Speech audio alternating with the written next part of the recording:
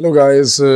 This is Sir Mac, and today again we are here to discuss the topic of transfer of thermal energy.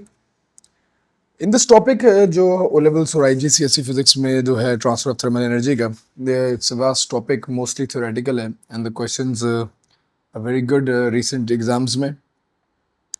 इनके MCQs भी काफ़ी अच्छे आते हैं. I'll try to cover everything in this video, including the past papers.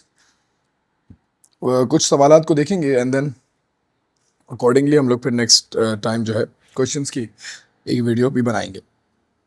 अच्छा, transfer of thermal energy. सबसे पहले जो टर्म है वो है थर्मल एनर्जी की. और थर्मल एनर्जी को अगर आप लोग सोचें तो the thing that comes to your mind is basically heat energy. और हम इस पूरे चैप्टर के अंदर हीट एनर्जी का ही जिक्र कर रहे होंगे. हीट एनर्जी की जब बात करते हैं तो जो चीज़ हमारे जहन में आती है that comes under the heading of temperature. And what is temperature is basically degree of hotness and coldness in a body कि कोई चीज़ कितनी गर्म या कितनी ठंडी है उसके मेजरमेंट को हम लोग टेम्परेचर बोलते हैं. अच्छा, अगर मैं बात करूं जनरल बात तो ये तो भाई सबको पता है कि भाई गर्म ठंडा टेम्परेचर मानता है. एक्चुअल में ना temperature is basically the average kinetic energy in the molecules. किसी भी चीज़ का टेम्परेचर अगर बढ़ाते हैं तो the molecules start to vibrate faster. बहुत तेज से वाइब्रेट करते हैं. And because of that vibration उनके अंदर की जो काइनेटिक एनर्जी है इंटरनल लेवल पे वो बढ़ जाती है. And this is basically increasing temperature. और अगर मैं किसी चीज़ को ठंडा करता जाऊँ तो उसकी एवरेज काइनेटिक एनर्जी जो है it reduces down and therefore उसका टेम्परेचर भी कम हो जाता है. इसी बात को थोड़ा सा एक्सटेंड करते हुए हम लोग एक कॉन्सेप्ट को डिस्कस करेंगे at the end of the video that comes under the heading of absolute zero. थोड़ा सा सब्र कीजिएगा, ठीक है. इट्स वेरी इंपॉर्टेंट और जो है सिलेबस 2023 के बाद से added to the syllabus. Moving on, मैंने आप लोगों को यही बात की कि जब टेम्परेचर बढ़ता है तो मॉलिक्यूल्स की एवरेज स्पीड बढ़ जाती है क्योंकि उनको एनर्जी ज़्यादा मिलती है. They start to vibrate faster for solids. Gases में मूव फास्टर या फिर उनकी काइनेटिक एनर्जी बढ़ जाती है. And that's what happen when the temperature is increased. The speed of the motion of molecule increases and hence their kinetic energy also increases. Next term आती है that what is heat energy. यार देख देख भाई, heat energy क्या है कि अगर मैं किसी चीज़ को, मेरे पास ये हॉट कप ऑफ कॉफ़ी है, ठीक है, मैं इसको जब टच करता हूं तो आई फील वार्मथ क्योंकि इसका टेम्परेचर और मेरे हाथ का टेम्परेचर जो है अलग है. तो heat energy is the energy that is due to temperature difference. The energy in motion due to temperature difference, वो एनर्जी जो मॉलिक्यूल्स के अंदर या हमारे मोशन के अंदर हो या हमारे अंदर हो, that is because of the temperature difference. That is basically refer to heat energy. अगर दो बॉडीज इक्वल टेम्परेचर पे होंगी और मैं उनको आपस में टच करूंगा तो कोई इंटरचेंज ऑफ एनर्जी नहीं होगा, तो उनके दौरान कोई हीट एनर्जी भी नहीं होगी. तो for heat energy to be there आपके जो दोनों बॉडीज है उनके दरमियान टेम्परेचर डिफरेंस मौजूद होना ज़रूरी है. Next thing is heat always flow from the region of higher temperature to the region of lower temperature. अगर मैं बात करूं एक हॉट कप ऑफ टी की जिसमें से जो गर्म है, तो उसमें से हीट हमेशा कहाँ जाएगी? सराउंडिंग में जाएगी. क्योंकि इस वक्त रूम टेम्परेचर जो है कम है और कप का टेम्परेचर ज़्यादा है. तो always heat always travels from the region of higher temperature to the region of lower temperature.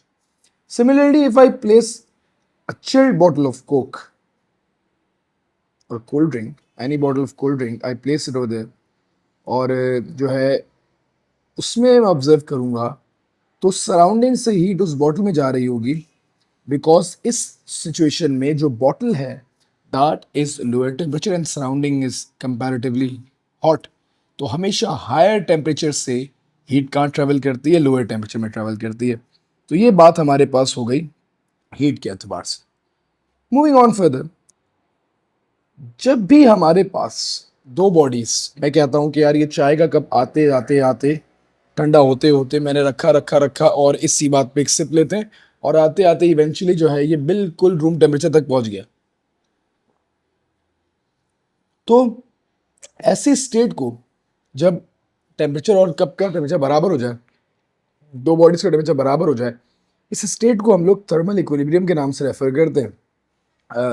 That when there is no temperature difference between the bodies, it is said to have the no heat transfer and therefore it is called thermal equilibrium.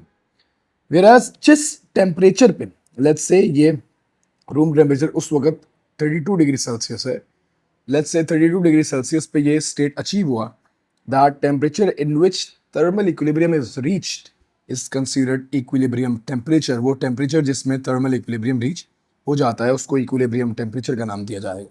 अच्छा, तो हम लोगों ने चंद बातें की. That's to conclude that first of all हमारे पास पहली स्टेटमेंट क्या है कि हीट हमेशा हायर टेम्परेचर से लोअर टेम्परेचर पे मूव करती है. Temperature is basically degree of hotness and coldness. The higher the temperature the more the speed of the molecules and hence more their kinetic energy. Equilibrium temperature is a temperature at which thermal equilibrium is reached, and thermal equilibrium is the point when two bodies have equal temperature and there is no heat transfer between them. यहाँ पे एक statement से मैं बात को आगे बढ़ाऊंगा. Before going on to the modes of heat transfer, first I'll start my discussion the concept of internal energy. और जो internal energy है, it's basically एक microscopic sum of kinetic energy and potential energy in the molecules. For solids, मैं ये कहता हूँ कि हमारे पास इसकी काइनेटिक एनर्जी मैकेनिकल ग्राउंड्स पे जीरो है. Solid is at rest, it's not moving, उसकी वेलोसिटी स्पीड जीरो है, तो उसके अंदर कोई काइनेटिक एनर्जी नहीं होगी. But if you zoom it in and you go to the microscopic level, तो आपको मॉलिक्यूल्स मूविंग और वाइब्रेट करते हुए नजर आएंगे. And that basically means that therefore it has some kinetic energy that's inside, not visible to our naked eye, not visible on the mechanical grounds, but on the macroscopic grounds, it is said to have some kinetic energy, and that kinetic energy plus the energy that's present in the bonds of the solids is basically referred to the microscopic kinetic and potential energy. उसका जो sum होता है in general, that is called internal energy of the molecules. With that note, let's dive into the modes of heat transfer. हमारे पास we have got three modes of heat transfer. ठीक है, heat transfer के अपने पास तीन modes हैं. सबसे पहला है कंडक्शन, फिर हमारे पास है कन्वेक्शन और तीसरा हमारे पास है रेडिएशन. स्टेटमेंट को स्टार्ट करेंगे टर्म कंडक्शन से. कंडक्शन हमारे पास होती है transfer of thermal energy without net movement between molecules through vibration of molecules. एक मॉलिक्यूल अगली मॉलिक्यूल को वाइब्रेट करके हीट ट्रांसफर करता है, and that gives out heat to the next one and to the next one, and eventually aista the whole thing gets heated up, and that phenomena is referred to the conduction. अब इस बात को समझने के लिए let's make a diagram over here. Let's take an example of a cylindrical metal rod. ठीक है जी, हमारे पास एक metal rod है and let's say I heat that up from one end. ठीक है, इसके वैसे experiments से मैं सिर्फ basic grounds पे बात कर रहा हूँ.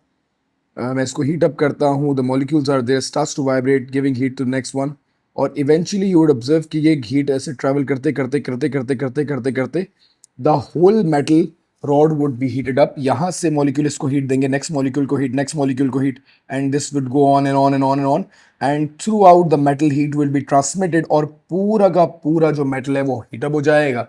And this is due to the process of conduction, जिसमें ट्रांसफर होता है हीट का due vibration of molecules to the next to the next to the next, and the whole metal rod becomes जैसे कहते हैं कि heated up, and the metal हो गया. There conduction is maximum in solids. कोई भी solid हो सकता है, it can be glass, test tubes, anything. देशक्लो में हर जगह हम लोग कंडक्शन देख रहे होते हैं. लेट्स डोंट वेस्ट टाइम, अभी हम लोग उसके बाद इस पर बात करते हैं. ठीक है, तो हमारे पास ये प्रोसेस पूरा कंडक्शन का हो गया. So when one end of the solid or object is heated, it transfers heat to the next end, next molecule vibration होती है, and heat is transferred from the hot end to the cold end, and this whole process is basically referred to conduction. ठीक है जी, moving on. Okay.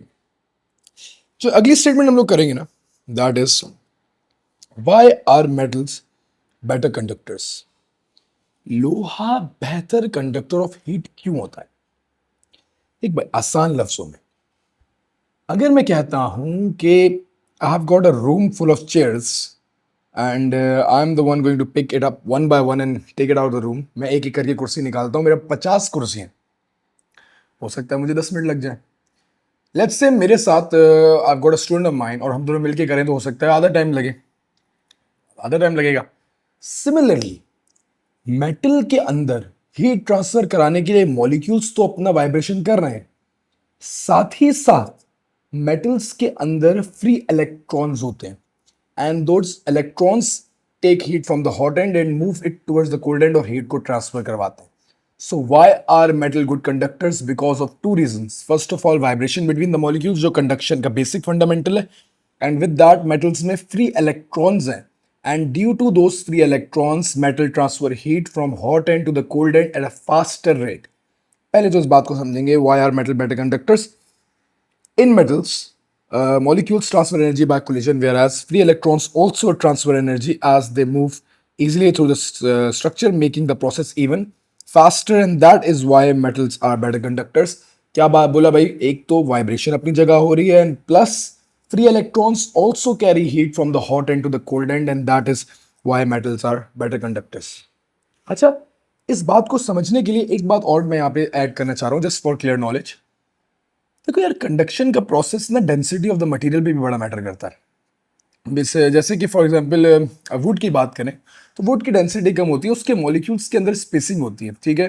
तो would एक बहुत अच्छा conductor नहीं है, बट वुड की कंपैरिजन में ग्लास की बात करूं, शीशा डेंसिटी ज़्यादा है तो शीशा डेफिनेटली ज़्यादा बेटर कंडक्टर है. मॉलिक्यूल्स करीब करीब है ना तो हीट ट्रांसफर करवाना आसान है. अब मॉलिक्यूल्स दूर दूर हैं तो हीट ट्रांसफर का रेट थोड़ा सा इफेक्ट हो जाएगा. देयरफॉर हमारे पास जो मेटल्स होते हैं, एक तो डेंसिटी भी उनकी ज़्यादा होती है, ठीक है, तो बेटर कंडक्टर्स होते हैं. बट जो आपकी डेफिनेशन पेपर में आप लिखेंगे उसका रीज़न आप ये लिखेंगे बिकॉज ऑफ फ्री इलेक्ट्रॉन्स, ठीक है. मूविंग ऑन फर्दर, स्टेटमेंट है ऑलरेडी मैं डिस्कस कर रहा हूँ. क्योंकि कंडक्शन वाइब्रेशन से होती है तो conduction is fastest in solids followed by liquids and it is very very negligible in gases. And on that note इस बात को मैं आगे भी डिस्कस करूंगा. But air is the worst conductor of heat क्योंकि वो बहुत अच्छा इंसुलेटर है. क्योंकि एयर में डेफिनेटली इतने दूर दूर हैं मॉलिक्यूल्स के आप कंडक्शन के तहत हीट ट्रांसफर नहीं करवा सकते. बहुत कम उसमें हीट कंडक्शन के थ्रू ट्रांसफर होती है. It's negligible. अच्छा, case number 1, type of the material. मैं कुछ केसेस का डिस्कशन करूंगा. I got some experiments that are planned and then eventually one by one I will be completing that. सबसे पहले बोलता है कि rate of heat transfer is dependent upon the type of material. This depends upon the size of the molecules and the number of free electrons. Definitely, when we are comparing metals, तो कोई metal better conductor है compare to the other metal. Although in general metals बहुत अच्छे conductors होते हैं, but सुनने में आता है कि कॉपर बहुत अच्छा कंडक्टर है. क्यों भाई? उसमें ज़्यादा इलेक्ट्रॉन्स, ज़्यादा फ्री इलेक्ट्रॉन्स, ज़्यादा हीट तेज जाएगी, ज़्यादा तेज जाएगी तो डेफिनेटली हमारे पास जो है बेहतर जो है कंडक्शन का रेट बढ़ जाएगा. तो कुछ याद बातें रखिएगा. हमारे पास इसमें 2 एक्सपेरिमेंट्स आते हैं that we are required to learn. और भी एक्सपेरिमेंट्स हैं, वन बाय वन मैं डिस्कस करूंगा. नंबर 1, लेट्स से मेरे पास ये 4 मेटल रॉड्स हैं. कॉपर है, I have got an iron rod, aluminium है and then I have got a brass rod, ठीक है. ये 4 मटेरियल्स की रॉड है. Brass is an alloy, copper है, आयरन है, एल्यूमिनियम है. The metals, alloy basically mixture of metals होता है, ठीक है. गॉट अ बंसन बर्नर, ठीक है. मैंने आग लगाई है, ट्राइपॉड स्टैंड है, उसके ऊपर मैंने जो है इन चारों रॉड्स को प्लेस किया. The rods are of equal lengths. First of all equal lengths की रॉड्स हैं, मैंने उसको इक्वल अमाउंट ऑफ हीट दे रहा हूँ. एंड दीज मैचस्टिक्स और पीस, पी का वर्ड भी एक आध मार्क्स की में ATP में क्वेश्चन आया था रिगार्डिंग पीस. उस पी को इन्होंने पैराफिन वैक्स, मोमबत्ती की मोम होती है उसकी मदद से इसको अटैच किया. And all the rods are heated at the same time. You would observe कि आपकी हीट ट्रेवल करेगी रॉड बाय रॉड, हीट जा रही है, हाँ जा रही है, one by one heat is going up. And जिस रॉड के टिप तक हीट की एनर्जी पहले पहुंच जाएगी, that would melt the wax and the matchstick would fall down. And with that note मैं इस बात पे इसको क्या कह सकता हूँ कि हाँ यार, उस पॉइंट का मतलब ये है कि हमारे पास जो है दैट मटेरियल जिसमें सबसे पहले जो है हीट पहुंच गई would be the best conductor out of these 4, maybe 5, anyone. So क्या अगर मैं इसकी वर्डिंग्स की बात करूं तो in this experiment 4 different metal rods of same length are put. Same length का मतलब क्या है? This is suppose to be a control variable कि लेंथ सेम होनी चाहिए. and on a Bunsen burner matchstick is stuck to them by the melted wax. Amount of wax सब में similar होनी चाहिए, ठीक है, and whichever matchstick falls first would be the best conductor, जिस भी मेटल पे वो लगी हुई होगी, ठीक है। एक तो ये बेसिक्स इन्वेस्टिगेशन हो गई, ठीक है। सेकेंडली फिर हमारे पास एक और एक्सपेरिमेंट है। I've got हीट शील्ड्स, इसके दोनों तरफ I've got copper rod and steel rod. I am about to check कि कौन सा मेटल जो है बेहतर तौर पे हीट को ट्रांसफ़र करवा रहा है। अगेन मैंने पेट्रोलियम जेली, हमारे पास वेस्लिन होती है, उसकी मदद से हम लोगों ने ये चारों चीज़ों को जो है प्लेस किया हुआ है, ठीक है। पिन्स को और इक्वल लेंथ्स पे प्लेस करूँगा, ठीक है, and then I would heat the centre, ठीक है। Heat would gain and then go to the right, इधर से भी हीट गेन होकर लेफ्ट पे जाएगी। One by one maths these pins will start to fall off. जो सबसे पहले जिस मेटल में चारों पिन्स गिर जाएंगी, that metal rod will be considered a good conductor compare to the second one, ठीक है। तो अगर मैं इसको बोलता हूँ, this experiment demonstrates how the heat is transferred from the hot end to the colder end. As heat transfer along the rods, pins start to fall off. In sequence, this result will show that copper is a good conductor, then steel, definitely copper better conductor है। The rods का diameter should be same, ठीक है, that's a control variable. Length of the pins, like distance from the pins to the heat is should be same, सब में distance बराबर बराबर होना चाहिए। ऐसा ना हो बेटा एक की पिन है 4 यहाँ लगा दी और दूसरे वाले की वो पीछे लगी हुई है, तो बेटा वो एक्सपेरिमेंट की तो आपने रेड लगा दी, ठीक है। ऐसा नहीं करना है, you have to make sure कि हीट बराबर से जा रहा हो, ताकि एक बेहतर तौर पे एक एवरेज आउट करके अच्छा एक्सपेरिमेंट हो जाए। उसको कपल ऑफ टाइम रिपीट करेंगे, डेफिनेटली जितने बेस्ट रिजल्ट्स आ सकें। अच्छा, ये हीट शील्ड्स लगाई हुई है इन ऑर्डर कि भाई हीट कहीं से डायरेक्टली रीच ना हो जाए, ठीक है। ये कोई नहीं भी बनाएगा अगर एक्सपेरिमेंट में, तो एज सच इफेक्ट नहीं होता, तो मैंने बेहतर तौर पर उसको बना दिया। अच्छा, ये एक सवाल मुझे लग रहा था कि जो आपके एक क्वेश्चन आ सकता है रिगार्डिंग दिस। मैंने इस पे थोड़ा सा इस पे चांस लग रहा है, एक थोड़ा सा नया एक्सपेरिमेंट है, never been asked before, but I think that it can be asked in any exam coming up, maybe not this one, maybe the next one, but you will see. ये 2000 मैं आज हमारे पास 9 मार्च है, 2025 है, 26 है, 2025 है, हाँ sorry, और मैं इस वीडियो को रिकॉर्ड कर रहा हूँ, तो इसके बाद कभी भी पेपर में ये सवाल आ सकता है। अच्छा, हमारे पास जो है मैंने एक ब्रास और वुड का एक सब्सटेंस लिया, ठीक है। This brass and this wood, आप रैप्ड पेपर ओवर इट, और मैंने उसको जो है नीचे से आग लगा दी, ठीक है। यू वुड ऑब्जर्व कि जो वुड वाला हिस्सा है पेपर का, that would actually be scorched a little bit more, ठीक है, चलन जलन महसूस होगी, और यहाँ पे हीट नहीं होगी। इसका रीज़न समझिएगा। जब मैं हीट देता हूँ ना, तो क्योंकि कॉपर के अंदर टेंडेंसी है हीट को, ब्रास के अंदर टेंडेंसी है, मेटल है, अलॉय है, तो वो हीट को थ्रू आउट द मेटल आगे फॉरवर्ड कर सकता है। तो उसकी वजह से होगा क्या कि ये हीट आगे जाएगी, तो ऑल्दो इसकी वजह से यहाँ पे जो आग से जलन है ना वो कम हो जाएगी, स्कॉचिंग कम हो जाएगी। वेयरएज वुड एक इंसुलेटर मटेरियल है, इट्स बैड कंडक्टर, तो वहाँ पे वो जगह जो है स्कॉच हो जाएगी। In this, heat is provided to the wood and the brass. Since brass is a conductor, it transfers heat quickly away from the paper, which prevents it from burning, and therefore paper over the wood is scorched. ठीक है, therefore paper is scorched more as compared to the wood. ठीक है, तो ये चीज़ें जो है wordings आप लोग याद रखिएगा, ठीक है। Moving on further, next experiment की बात करते हैं, ठीक है। अच्छा, वाटर की कंडक्शन का थोड़ा सा एक एक्सपेरिमेंट है, ठीक है। Although this is again not asked, बस एक कॉन्सेप्ट है कि let's say if I take a boiling tube and start to boil the water from the top, and इसको एक आइस बहुत नीचे की साइड पे मैं एक आइस प्लेस कर दूं और उसको एक मेटल गॉज रख दूं ताकि आइस ऊपर ना आए, क्योंकि लेस टेंस होती है कंपेयर टू वाटर, फ्लोट करती है आइस, आपने सबने ऑब्जर्व किया होगा। और मैं इसको अगर मैं हीट अप करूंगा तो यू वुड सी कि वाटर यहाँ पे बॉईल होना शुरू हो जाएगा और यहाँ पे आइस मेल्ट नहीं होगी। इस बात का मतलब है कि कंडक्शन के थ्रू, वाइब्रेशन के थ्रू पानी में जो हीट ट्रांसफर होती है वो बहुत कम है। इसी वजह से ये आइस मेल्ट नहीं हुई, उससे कदरे पहले जो है पानी बॉयल हो गया। तो क्योंकि water is a poor conductor, if heat is provided at the top, water at the top will start to boil and the heat won't be transferred throughout. तो ये चीज़ याद रखिएगा, आइस मेल्ट होने से पहले पानी बॉयल हो गया। इससे ये बात पता चलती है कि water is not a good conductor, it's a poor conductor of heat compare to solids. तो ये एक एक्सपेरिमेंट था दैट अगेन पूछा जा सकता है, बट यहाँ तक की वर्किंग हो गई, ठीक है। अच्छा, हम चंद कॉन्सेप्ट्स की बात करेंगे कंडक्शन की before moving on any further. सबसे पहला कॉन्सेप्ट क्या है कि if they ask you that heat transfer के डिफरेंसेस हैं between glass, plastic and wood compare to the metals, ठीक है। अक्सर वो जो है डिफरेंसेस पूछता है कि how heat is transferred to the glass and then how heat is transferred to the copper और let's say any metal, iron, कुछ भी। तो आप इसमें डिफ्रेंशिएट कैसे करते हो that particles vibrate and collide with each other and collision transfer thermal energy through vibration passing it to the neighbouring molecules, जो अगेन बिल्कुल बेसिक कंडक्शन की जो डेफिनेशन थी कि पार्टिकल्स वाइब्रेट होंगे, ठीक है, नेबरिंग मॉलिक्यूल्स को हीट ट्रांसफर करेंगे और इवेंचुअली जो है थ्रू आउट कंडक्शन से वो पूरी चीज़ हीट अप हो जाएगी। आप इस पहली वाली चीज़ में just you will be writing that, ठीक है। जब भी कोई ग्लास, वुड और उसके अगेंस्ट कोई भी सवाल आपसे पूछ रहा हो तो आप उसको याद लिख रहे होंगे, ठीक है।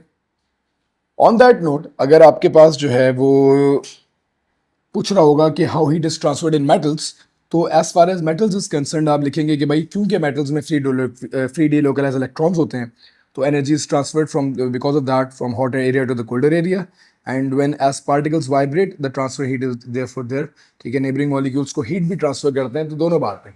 अगर आपसे सिर्फ जो है नॉन मेटल्स की बात करेगा तो यू वुड से कि वाइब्रेशन होती है, मॉलिक्यूल्स ट्रांसफर हीट करते हैं, ब्ला ब्ला ब्ला, ये एक बात हो गई। और अगर मेटल्स में बात करेगा तो you would state both of the things. First of all electrons की बात भी करेंगे and with that you will also talk about the concept of vibration through the neighbouring molecules.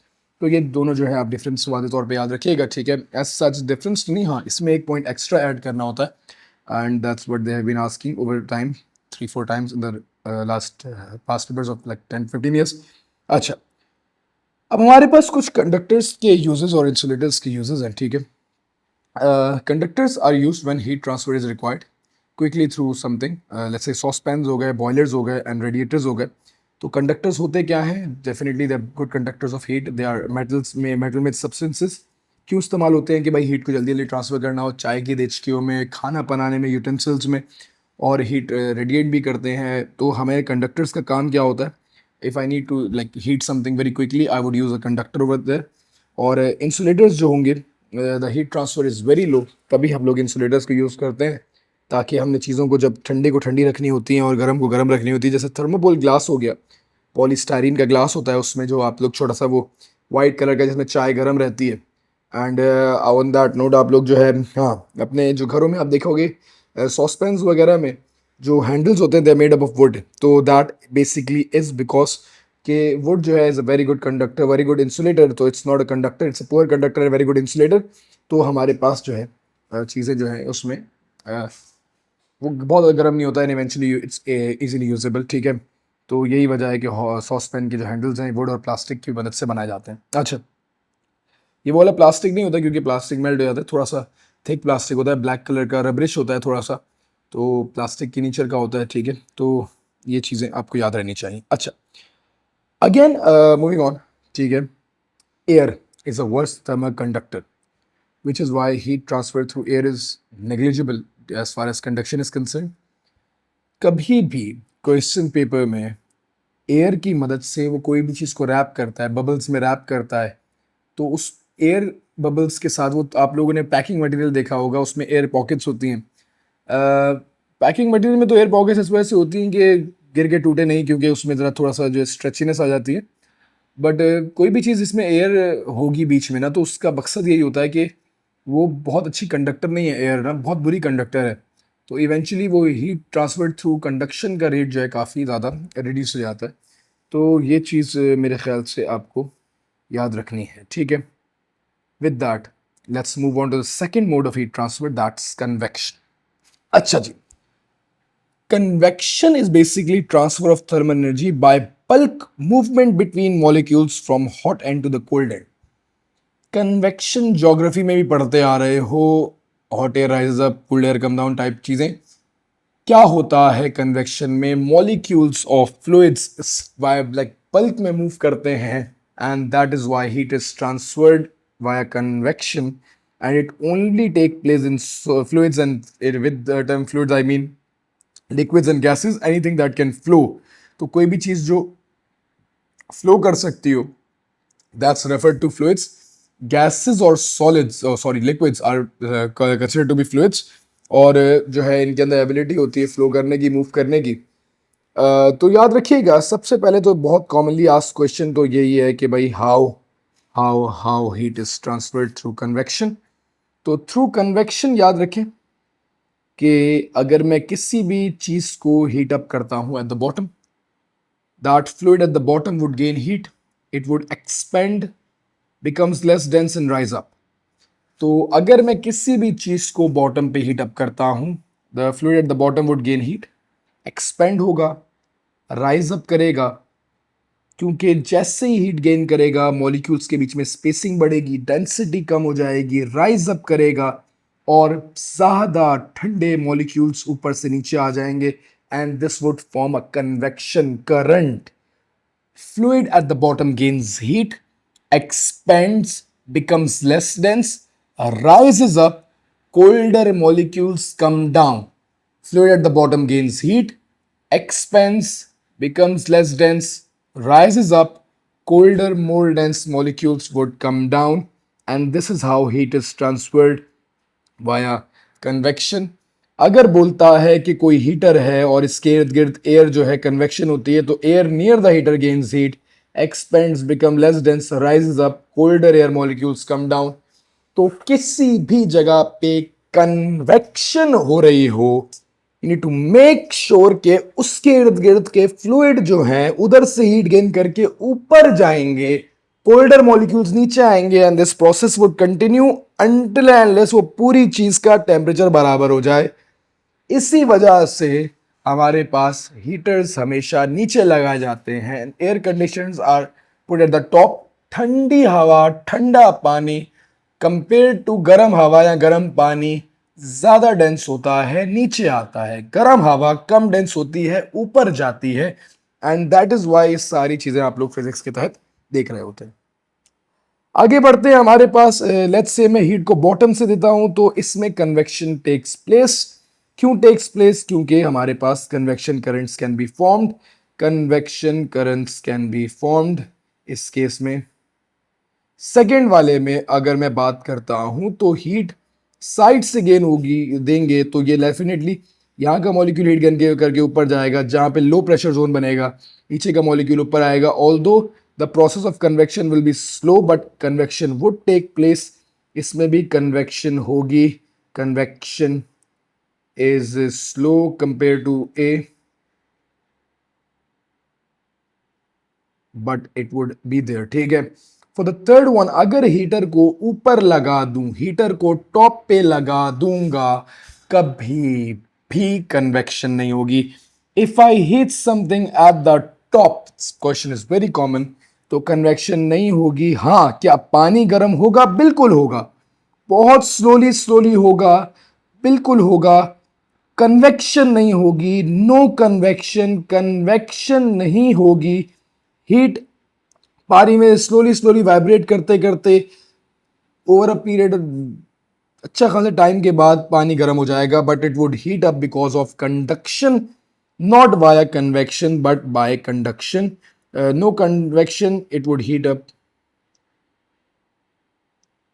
Much slowly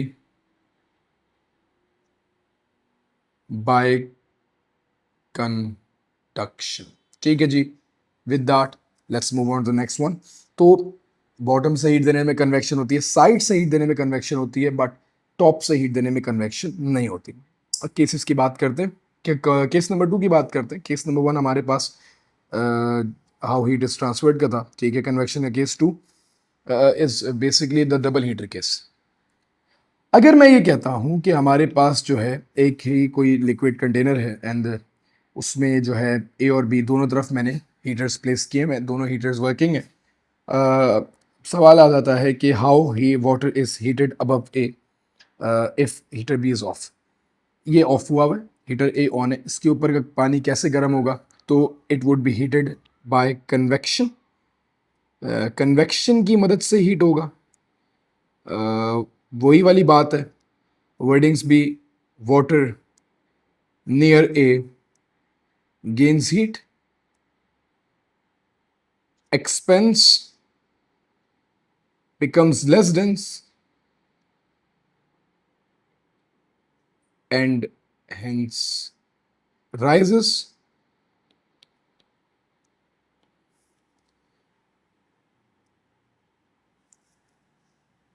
Colder, more dense molecules will replace them, and eventually जब temperature of water above A would heat up, यहां से heat gain हुई, यहां से heat gain हुई, पानी ऊपर गया, ठंडा पानी नीचे आया। ये जो ऊपर का रीजन है ये कन्वेक्शन की मदद से गर्म हो जाएगा, and you would be explaining the concept of convection for this part. Part B को देखिएगा, ठीक है। Second concept, how water is heated below A if heater B is off. अच्छा, हीटर बी अभी भी ऑफ है। यहां पे हमने ऑब्जर्व किया कि टेम्परेचर राइज होता है, लेट्स से 3 घंटे बाद, 3 आवर्स लेटर इसका टेम्परेचर जो है 10 डिग्री बढ़ गया, ठीक है। क्यों बढ़ गया? तो यार अगेन वही वाली बात है सिमिलर ग्राउंड्स पे कि भाई ऊपर हीटर लगाया हुआ था, नीचे हीट कंडक्शन की वजह से आएगी, हीट ट्रेवल होगी बहुत slowly slowly slowly slowly, conduction होगी, ठीक है। एंड ड्यू टू कंडक्शन बहुत देर बाद, कंडक्शन की वजह से बहुत देर बाद ये जो है नीचे वाला पानी गर्म हो जाएगा, ठीक है। अगेन इसी तरीके से एक क्वेश्चन पूछ लेता है कि how water is heated below B if heater A is off. Below B if heater A is off. अच्छा, वो क्वेश्चन की थोड़ी सी वर्डिंग मैं ऊपर नीचे कर गया था। Heated below A वही वाली बात है, कंडक्शन के तहत ही होगा, नीचे का जो पानी है A से वो कहीं पे भी हो कंडक्शन के तहत ही गर्म होगा। How water is heated below B, तो if A is off, तो अगर B ऑन है एंड A is off तो इसके नीचे भी कंडक्शन के तहत ही पानी गर्म होगा और बाकी ऊपर का सारा पानी कन्वेक्शन के तहत गर्म होगा, ठीक है। तो हीटर के नीचे का पानी कंडक्शन वेरी स्लो, आराम आराम से, जहां ऊपर का पानी 10 मिनट में उबल गया ना, नीचे वाला 10 मिनट में थोड़ा टेम्परेचर बढ़ाएगा, 1 घंटा 1.5 घंटे बाद आहिस्ता आहिस्ता जो है उसका टेम्परेचर बढ़ेगा। हाँ, eventually it would reach the same temperature अगर हीट लॉस नहीं है, अगर टॉप से ओपन है, बहुत आराम से हीट लॉस हो रही है, तो हाँ इसका टेम्परेचर बहुत ज़्यादा कभी भी नहीं बढ़ेगा, ठीक है। मूविंग ऑन, आगे बढ़ते हैं। अच्छा जी, कुछ कॉन्सिक्वेंसेज ऑफ कन्वेक्शन है, ठीक है। आपको पता होना चाहिए कि convection currents are responsible for many everyday events. अगर ऑन शोर बात करता हूँ, ऑफ शोर बात करता हूँ, तो आपको याद रखेंगे जो समुद्र से जो ब्रीजेज आती हैं towards the land, that's because of convection. और दिन में जो है ब्रीजेज आती हैं समुद्र से लैंड की तरफ, एंड नाइट टाइम पे लैंड से आती है समुद्र की तरफ, ठीक है। तो क्योंकि हमारे पास दिन में लैंड का टेम्परेचर ठंडा होता है और समुद्र का टेम्परेचर गर्म होता है, ठीक, सॉरी, दिन में लैंड का टेम्परेचर गर्म होता है, land heats up faster compare to sea. तो जब लैंड का टेम्परेचर जो है बहुत गर्म होता है तो हीट ऊपर निकलती है, इसकी वजह से गैसेस जो है ऊपर निकलती हैं, तो उनको रिप्लेस करने के लिए हमारे पास समुद्र से हवाएं लैंड की तरफ आती हैं। यहाँ पे लो प्रेशर जोन बन जाता है, आपने ज्योग्राफी में ज़रूर पढ़ा होगा। विद दैट रात को जो है समुद्र गर्म हुआ हुआ होता है, लैंड ठंडा होता है, तो समुद्र के नियर की जो एयर है वो एक्सपेंड होकर ऊपर की तरफ मूव करती है, एंड लैंड से गैस जो आती है, जो एयर मॉलिक्यूल्स हैं और जो भी एयर है वो सारी उनको रिप्लेस करती है, एंड ये प्रोसेस उसमें आ जाता है। अच्छा, आगे बढ़ते हैं भाई। हीटर में भी यही कॉन्सेप्ट है, ठीक है। हमारे पास हीटर वगैरह जो घरों में लगे होते हैं, हीट गेन करते हैं, यहाँ पे हमारे पास वेंट है, फिर हीटिंग एलिमेंट है। जैसी एयर इसमें से आती है, हीटिंग एलिमेंट उसको हीट अप करता है, ऊपर निकालता है, और थ्रू आउट कन्वेक्शन से पूरा का पूरा जो है, क्योंकि ठंडी हवा नीचे होती है ना, तो हीटर हमेशा जो है नीचे लोअर रूम पे रखे जाते हैं ऑन। एक और डेमोन्स्ट्रेशन है इसके भी, मुझे एक्सपेरिमेंट लग रहा है कि आ सकता है। एक बंद चेम्बर में आई गॉट 2 होल्स, ठीक है।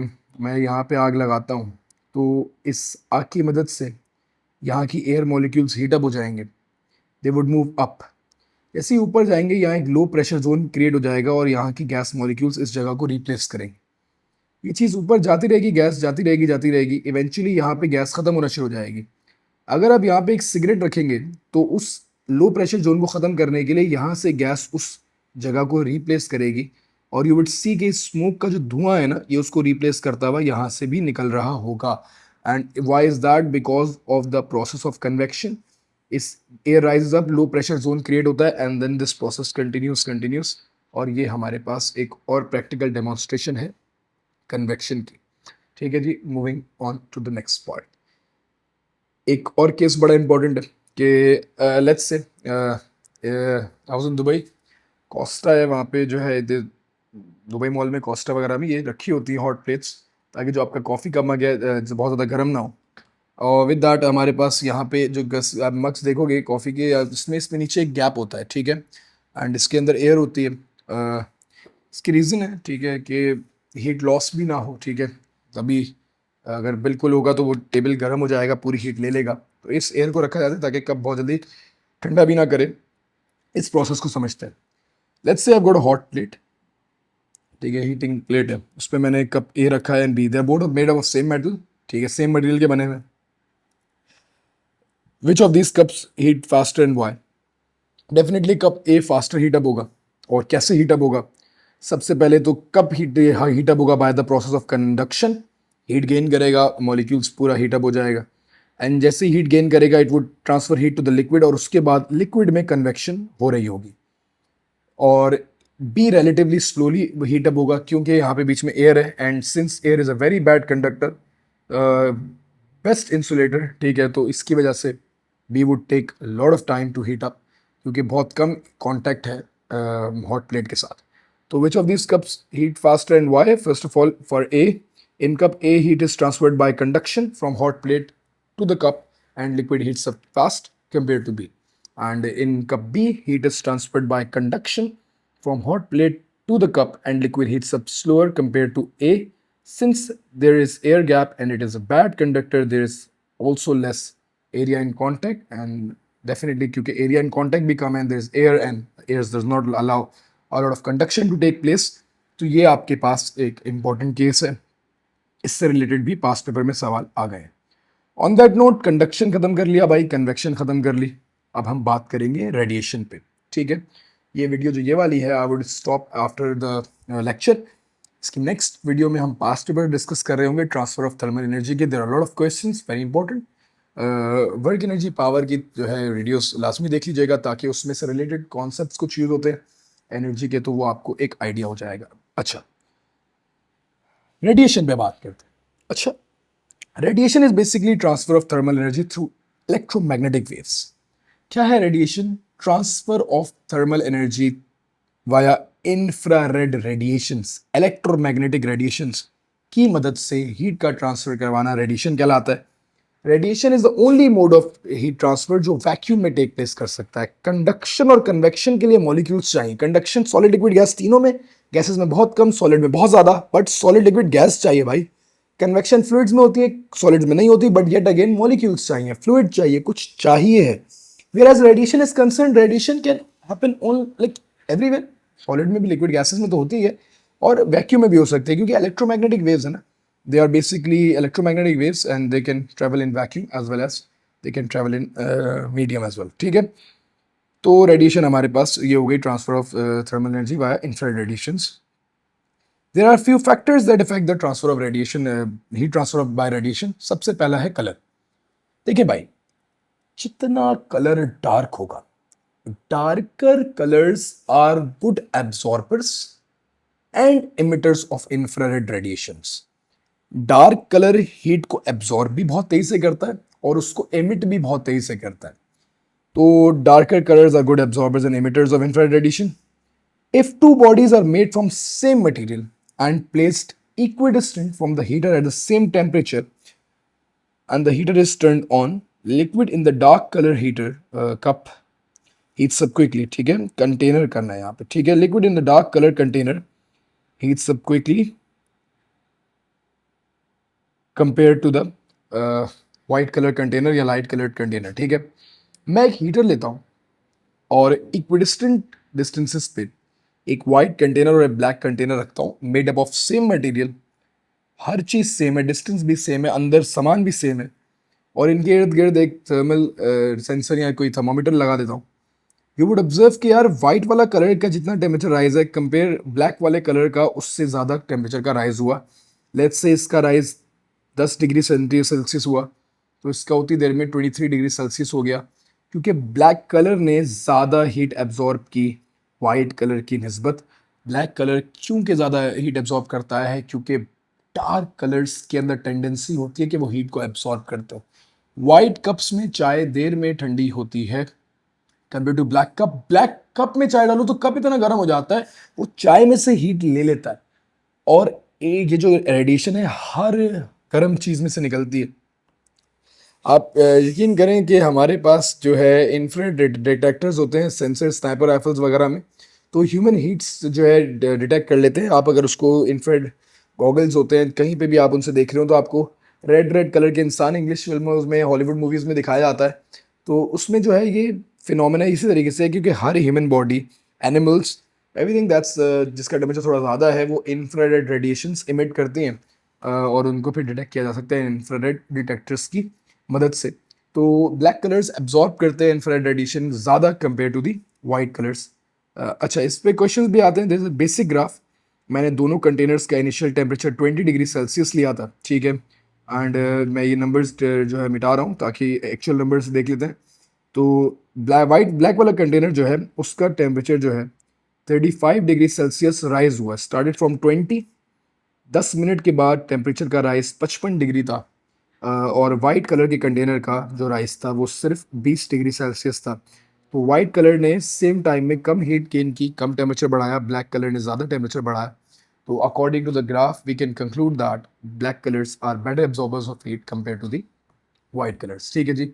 और ये सारी चीज़ें मैंने आपको दिखा दी, ठीक है। मूविंग ऑन, अब इसमें इमेजिन का भी देख लेते हैं, ठीक है। अगर मैं दोनों बॉडीज़ को, दो मटेरियल्स रखता हूँ, 55 डिग्री पे रखता हूँ, और एक ब्लैक कलर का एक वाइट कलर का, और उनको ठंडा होने के लिए छोड़ देता हूँ, तो उस सूरत में भी ब्लैक कलर जल्दी रूम टेम्परेचर गेन कर जाएगा। लेट्स से 20 डिग्री पे एक सराउंडिंग का टेम्परेचर है, दोनों started off with 55 degrees. Black colour ने 20 डिग्रीज रीच कर दिया सिर्फ 6 मिनट में, and white colour took around 10 minutes to reach the 20 degree Celsius mark. तो ब्लैक कलर गर्म भी जल्दी होता है और ठंडा भी जल्दी होता है। तो ये याद रखना है आप लोगों ने, ठीक है। अच्छा, नेक्स्ट चीज हमारे पास आती है टेक्सचर की। टेक्सचर क्या है कि radiation is also reflected by shiny surfaces.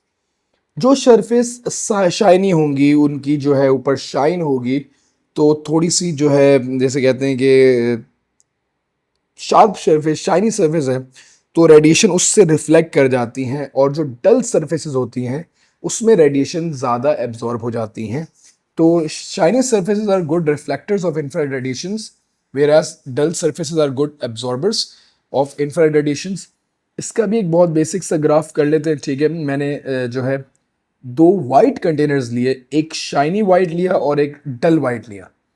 Shiny white का heat gain, let's say initial temperature दोनों का 20 डिग्री सेल्सियस था, और मैंने कंपेयर किया दोनों को 10 मिनट बाद, तो शाइनी वाइट का टेम्परेचर जो है वो 27 डिग्री सेल्सियस तक राइज हुआ, और डल वाइट का temperature let's say 30 degree Celsius तक राइज हुआ।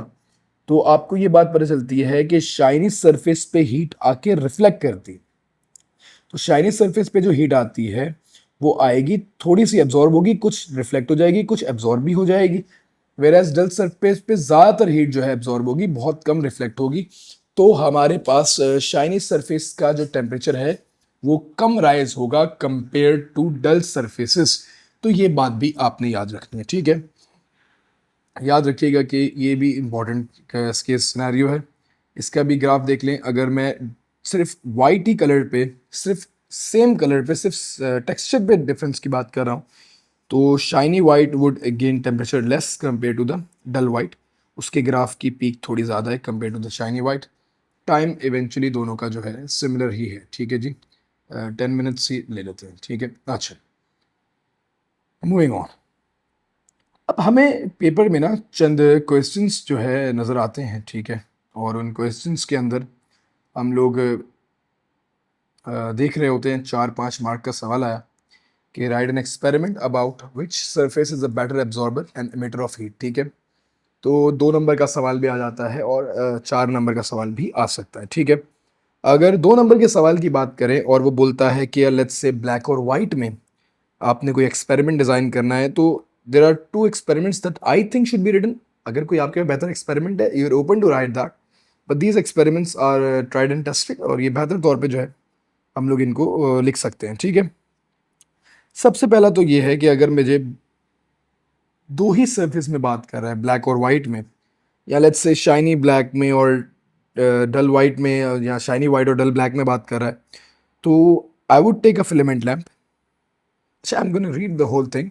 आई am gonna take a filament lamp, paint it black on one side and shiny white on the other one, switch on the lamp, and I would observe the temperature, and I would place a thermometer near the lamp, filament lamp के बहुत करीब रखूंगा, and equal distances for both of the thermometers. I would see a great increase in temperature from the side of the black painted lamp compared to the white one. Why is that so? Because black color is a very good absorber and emitter of radiation, whereas white color is not a very good emitter of infrared radiations. Black color जो है ज़्यादा गर्म होगा और ज़्यादा heat emit कर रहा होगा, रेडिएट कर रहा होगा, और ये इसका एक्सपेरिमेंट आ जाएगा. ठीक है, तो चार बातें. पहली, paint filament lamp.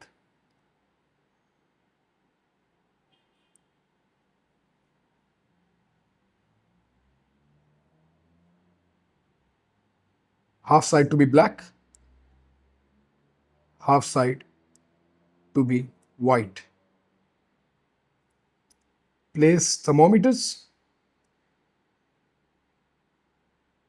on equal distance.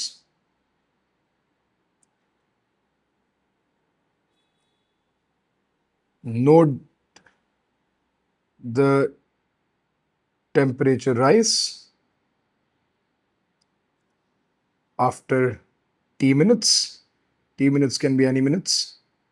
And observe that side painted black would emit more heat. ज़्यादा हीट इमिट करेगी. अच्छा, दूसरा एक्सपेरिमेंट बहुत ज़्यादा कॉमन है. चार सरफेस की बात करता है क्यूब के भाई, ब्लैक, शाइनी वाइट, डल वाइट लिखी हुई है, शाइनी वाइट, डल ब्लैक, शाइनी वाइट, डल ब्लैक, डल वाइट और शाइनी ब्लैक. चार में से ज़्यादा हीट कौन इमिट कर रहा है, एब्जॉर्ब कर रहा है, कौन सा जो है ज़्यादा एब्जॉर्बर है हीट का, कौन सा जो है बेटर इमिटर है. तो आप एक बॉक्स लेते हैं, ठीक है, उसमें गरम गरम पानी डालते हैं. ये वाटर का ढक्कन है, वाटर इनलेट है. आप इसको ओपन करेंगे, you pour hot water in it. ठीक है, ठीक है. Take a container, take a container and paint all four sides by different color and texture. चारों कलर एंड टेक्सचर के तहत चारों साइड्स आप पेंट कर देंगे, जो चार मैंने बताया, dull black, shiny black, dull white and shiny white. ठीक है. आफ्टर टी मिनट्स,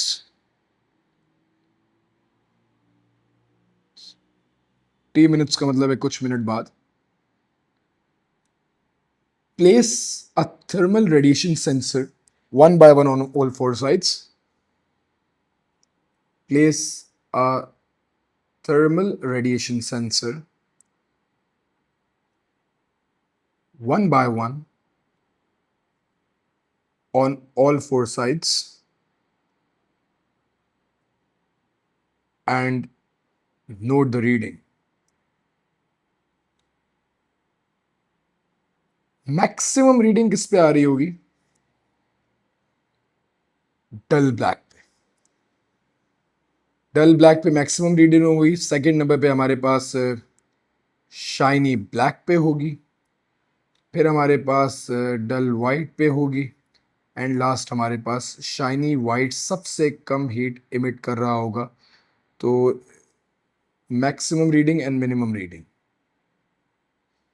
तो ये एक्सपेरिमेंट भी आपसे लिखने को आ सकता है. आ सकता क्या, आया हुआ भी है दो तीन बार. अच्छा, moving on to the next part. ठीक है, देयर आर फ्यू थिंग्स, आप इनको रीड कर लीजिएगा. कॉन्सिक्वेंसेज होती हैं रेडिएशन की, ठीक है, कहाँ कहाँ इस्तेमाल होती है. ठीक है, जितनी मैंने बातें कर दी वो ज़्यादातर इंपॉर्टेंट है. फिर हमारे पास थर्मोस फ्लास्क है, एंड देन देयर एक दो चीज़ें और हैं. ठीक है, एक थर्मोस फ्लास्क का केस देख लीजिएगा। इन अ थर्मोस फ्लास्क केस सिनेरियो हम लोग इस बात को देख रहे होते हैं कि हमारे पास जो है इस थर्मोस फ्लास्क के अंदर these thermos flask are design to reduce the heat losses. इसमें चार चीज़ें हैं। एक हमारे पास स्टॉपर है टॉप पे, रबर का जो बंद होता है क्या करता है। फिर हमारे पास इसमें डबल वॉल्ड ग्लास वेसल है। इसका क्वेश्चन भी आया था। Then there is internal sides are silver surfaces. Silver होती है अगर एक अच्छा थर्मोस फ्लास्क देखो। एंड देयर इज वैक्यूम, यहाँ पे पूरा साइडों पे वैक्यूम होता है। एंड ये पैड्स वगैरह होते हैं कंडक्टर जो इंसुलेटर मटेरियल के बनाए हुए होते हैं, ठीक है जी। स्टॉपर क्या करता है, it reduces heat via conduction. Conduction से हीट को स्टॉप करता है क्योंकि इंसुलेटर मटेरियल का बना होता है। ये डबल वॉल्ड ग्लास वेसल जो होती है, डबल वॉल्ड इसी वजह से होती है ताकि इसमें गैप हो और ये कंडक्शन और कन्वेक्शन दोनों को स्लो डाउन करती है। अंदर से सरफेस सिल्वर इस वजह से होती है कि हीट हमारे पास अंदर ही अंदर जो है रिफ्लेक्ट हो जाए, ठीक है, और बहुत ज़्यादा जो है बाहर ना जाए, ठीक है जी। तो ये सिल्वर होने का मकसद होता है कि रेडिएशन को जो है कम करें। एंड फिर हमारे पास जो वैक्यूम है डेफिनेटली इन बॉल्स के बीच में, that actually stops convection and conduction both, और बहुत बड़े एक्सटेंट तक कम कर लेती है। तो इसके भी एक आध सवाल आए हैं, नेक्स्ट वीडियो में हम लोग डिस्कस करेंगे। डायरेक्टली मैं आपको नोट्स भी रिव्यू करवाता जाऊंगा, ठीक है, ताकि सारी चीज़ें उसमें क्लियर हो जाए, ठीक है। एंड अगेन फिर वो एक कॉन्सेप्ट और देख लीजिएगा कि क्या जनरल इम्प्रूवमेंट की जा सकती हैं for heat absorption rate to increase, ठीक है। हीट को बढ़ाने के लिए, इंक्रीज बढ़ाने के लिए क्या जनरल इम्प्रूवमेंट है। सबसे पहली ये है कि उस चीज़ का कलर जो है ब्लैक कर दें, ठीक है, उसको पेंट कर दें ब्लैक कलर का। एंड सेकेंड इज कि अगर कोई हीट सोर्स है तो उसके बिल्कुल सामने उसको सिमिलर एंगल पे प्लेस करें ताकि वो बेहतर हीट को एब्जॉर्ब करे। एंड देन उसको जो है जिसे कहते हैं कि ज़्यादा इम्प्रूव हो जाए हीट की एब्जॉर्प्शन का रेट। अच्छा, आज की महफिल की आखिरी बात करेंगे, then will conclude the video, वह है, ठीक है, केस ऑफ थर्मल एक्सपेंशन, ठीक है जी। क्वेश्चन समझिएगा, मैं आपसे एक सवाल पूछता हूँ कि हमारे पास जो है एक राउंड बॉटम फ्लास्क है। एंड इस राउंड बॉटम फ्लास्क के अंदर हम इसको हीट दे रहे हैं। They are saying that initially liquid level 1 है। When the heat is given to the flask the level falls to level 3। पानी का लेवल गिरता है and then it rises to level 2। क्या हुआ, पहले लेवल 3 तक आया लिक्विड और फिर लेवल 2 तक चला गया, क्यों। इसकी इसका मकसद है थर्मल एक्सपेंशन का कॉन्सेप्ट आएगा इसमें। बेटा, जब हम लोग इस ग्लास फ्लास्क को हीट करेंगे तो ड्यू टू हीट ये जो ग्लास राउंड बॉटम फ्लास्क है ये थोड़ा सा एक्सपेंड हो जाएगा, क्योंकि सॉलिड्स में टेंडेंसी होती है जरा सा एक्सपेंड होने की, ठीक है। मेरी ड्राइंग पे मत जाइएगा, बहुत अच्छी नहीं है। थोड़ा सा ये राउंड बॉटम फ्लास्क एक्सपेंड हो जाएगा, बहुत स्लाइटली, ठीक है, मैंने तो बहुत बना दिए, थोड़ा सा एक्सपेंड हो जाएगा। जैसे एक्सपेंड होगा due to heat, round bottom flask will expand,